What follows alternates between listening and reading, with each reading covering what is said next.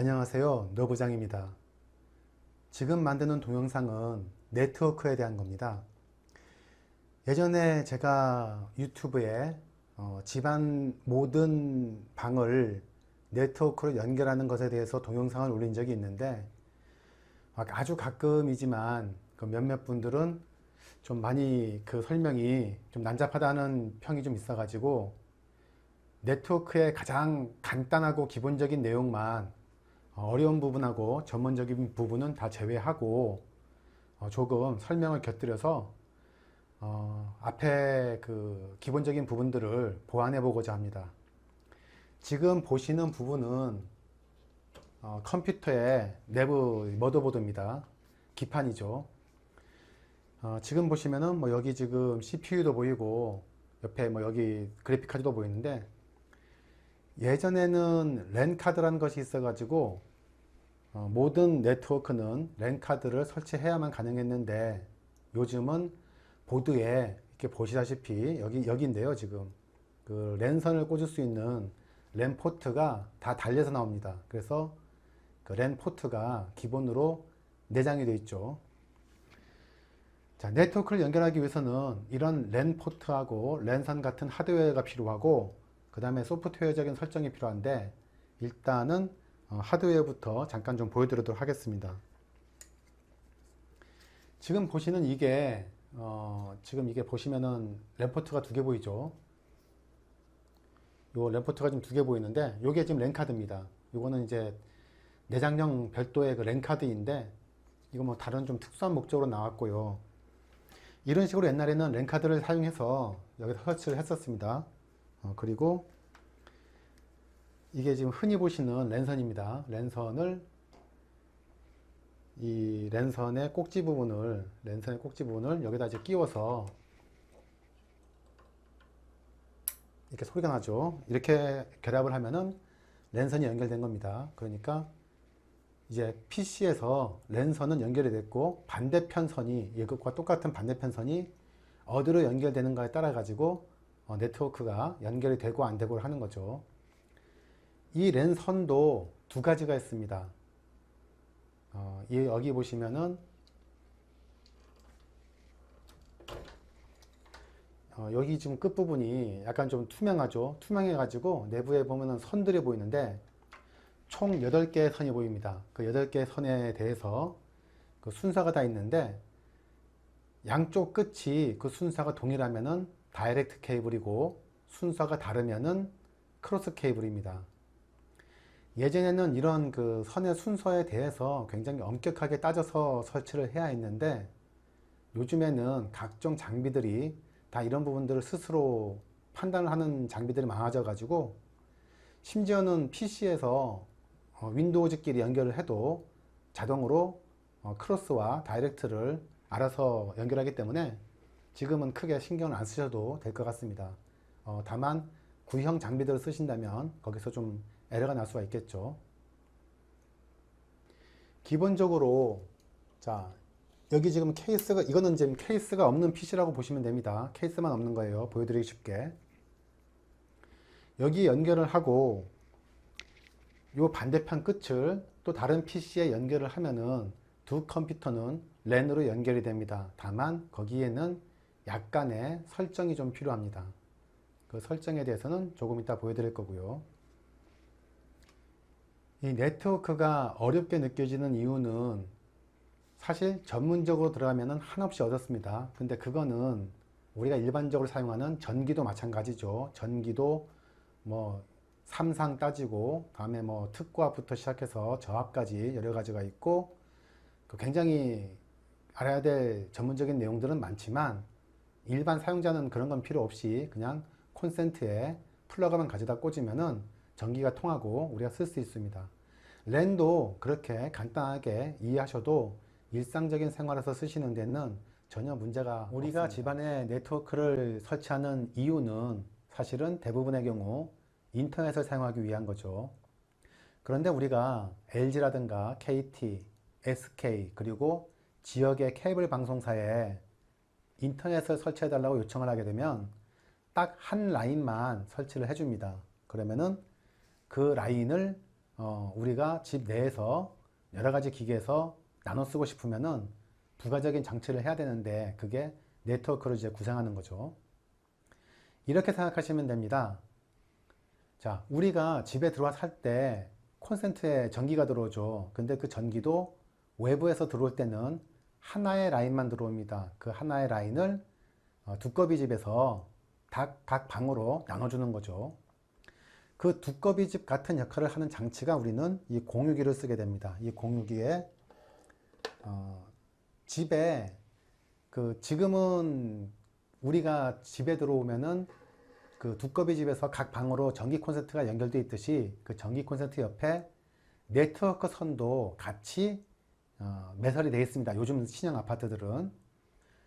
그래서 그 두꺼비 집이 들어가는 그것과는 좀 다르게 그 네트워크가 분배되어 있는 실을 통신 단자함이라고 부릅니다. 제가 이전에 제 유튜브에 올렸던 동영상에 나오는 부분들이 다 그 통신 단자함에 대한 이야기였죠.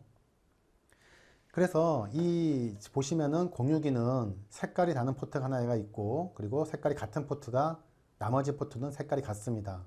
그래서 인터넷 사업자가 끌어다 준 선을 여기 색깔이 다른 부분에 끼우고 나머지 집안에서 써야 될 부분들을 색깔이 같은 곳에 놓고 이 공유기를 세팅을 하는 거죠. 그래서 인터넷 선을 나눠서 쓸 수 있습니다. 그 세팅하는 것은 소프트웨어적인 부분이니까 별도로 설명을 해드리겠습니다. 자, 그러면은 이 앞에 있는 장비는 뭐냐? 앞서서 말씀드렸다시피 이 뒤에 있는 장비는 외부하고도 연결되는 그런 기능이 있습니다. 전기하고는 다르게 통신은 상호작용입니다. 전기는 그냥 한전에서 보내주면 우리는 갖다가 쓰기만 하면 되는데 통신은 통신사업자가 보내준 신호를 우리가 받고 다시 내가 보낸 신호를 통신사업자가 거쳐가지고 인터넷상의 다른 어떤 그 서버라든가 사이트에 연결을 가져다 줘야죠. 정보를. 그래서 왔다 갔다 해야 되기 때문에 사실은 전기보다는 좀 복잡합니다. 그래서 그런 어떤 그 복잡한 일들을 다 하는 게 이 공유기에 그런 로직이 들어있고 얘는 뭐냐 그러면은 얘는 단순히 여기 지금 보시면 포트가 적으니까 이런 포트들을 더 확장할 수 있는 그런 단순 기능만 가지고 있는 그런 이제 스위칭 허브입니다. 뭐 단순 기능이라 그러니까는 또 태클이 들어올 수 있는데 그 스위칭이라는 거는 더미 허브하고는 달리 약간 좀 그 스마트한 기능이 들어있어요. 근데 그런 내용을 아실 필요는 없습니다.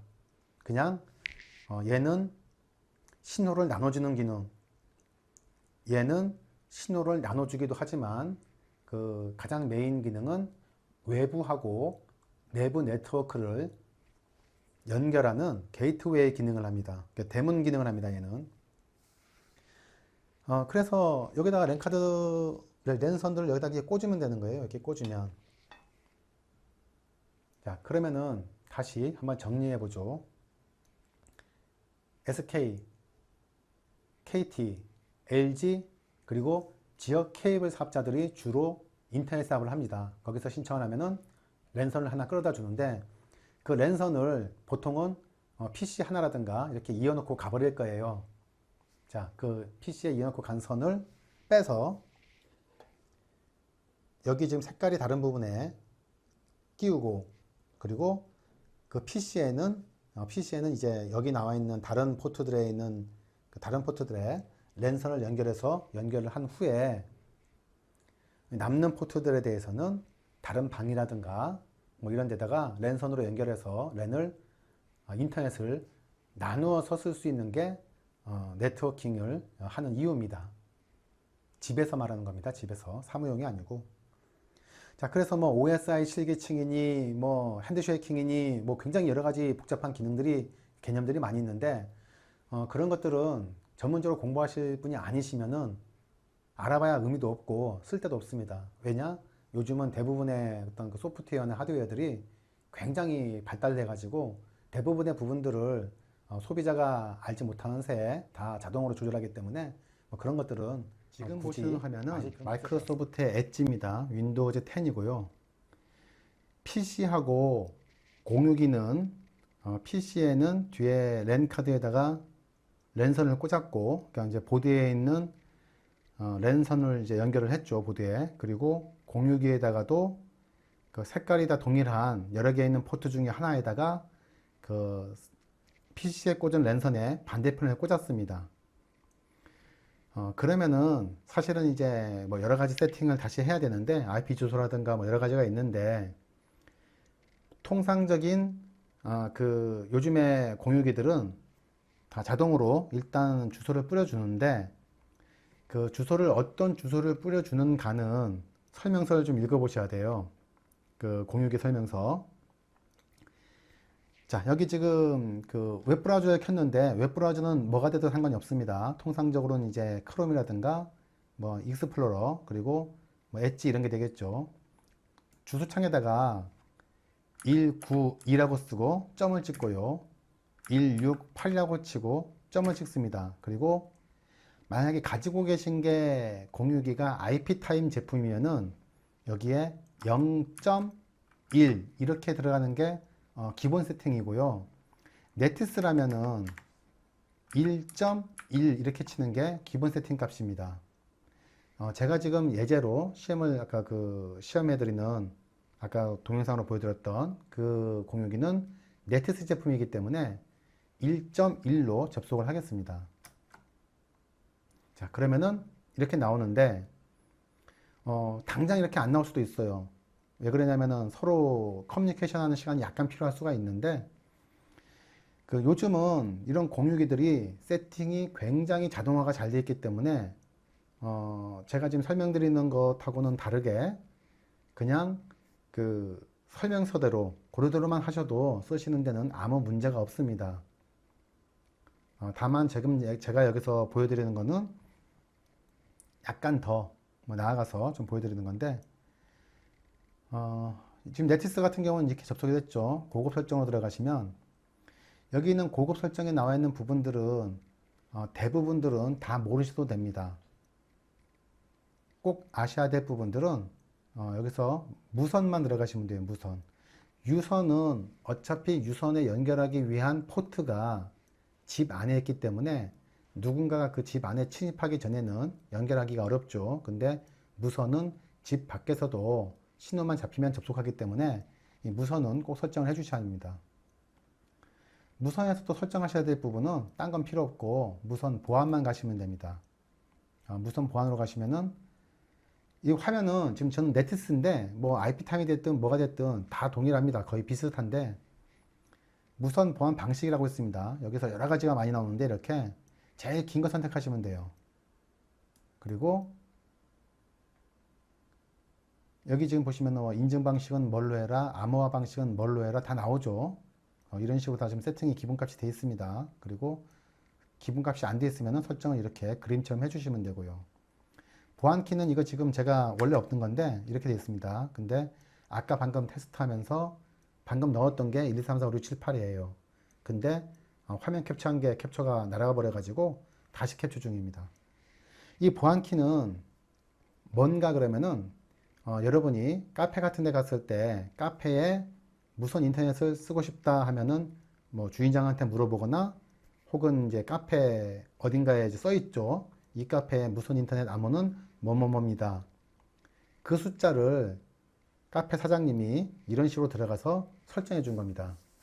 여기 이제 그 숫자를 알 수 있는 사람만 무선 인터넷을 쓸 수 있게 하기 위한 거죠. 그래서 아까 이제 뭐 1, 2, 3, 4, 5, 6, 7 이렇게 썼는데 뭐 8, 7, 6, 5, 4, 3, 2, 1 이렇게 써서 설정을 저장해도 되고요. 그러면은 이제는 여기 접속하시면은 이 무선 네트워크에 접속을 하면은 보안키를 넣으라 그럴 때, 암호를 넣으라 그럴 때 87654321을 넣어야만이 이 무선 인터넷을 사용할 수 있게 되는 거죠.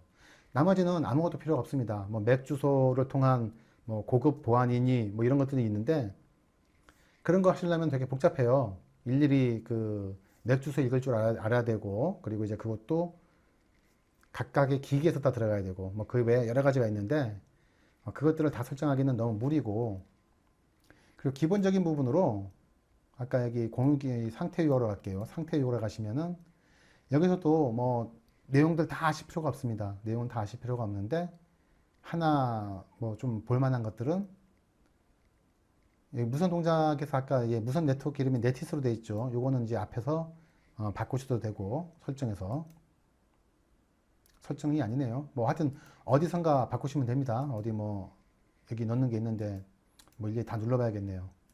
상태에 가시면은 여기 공유기 IP 주소가 192.168.11 되어 있죠. 그래서 제가 아까 처음에 여기서 192.168.11로 접속을 한 겁니다. IP 타입 같은 경우는 디폴트 값은 192.168.0.1이고요.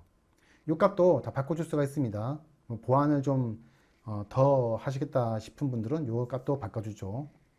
그리고 이 값들을 그 공유기에서 바꿔서 설정할 수 있는데 굳이 그러지 마세요. 그걸 바꿔서 설정할 수 있다는 얘기는 나머지 값들을 다 이해하고 있다는 얘기인데 뭐 당연히 이제 바꾸면은 조금 낮긴 합니다. 뭐 그건 이제 낮다는 거는 보안 면에서. 근데 일반적인 그 주택가 돌아다니면서 뭐 이 정도 그 저기 뭐냐 암호만 세팅해 놨는데 암호도 세팅 안 됐으면 모를까. 암호가 세팅되어 있는데 그걸 굳이 해킹해 가지고 뭐 들어오고 이런 일은 잘 일어나지 않으니까요. 뭐 복잡한 개념을 일일이 다 이해하기는 어려우니까 그냥 암호 정도만 설정해 주시면 괜찮을 것 같습니다.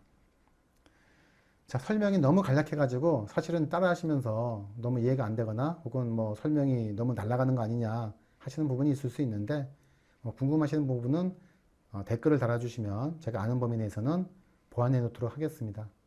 오늘 동영상은 여기서 마치겠습니다.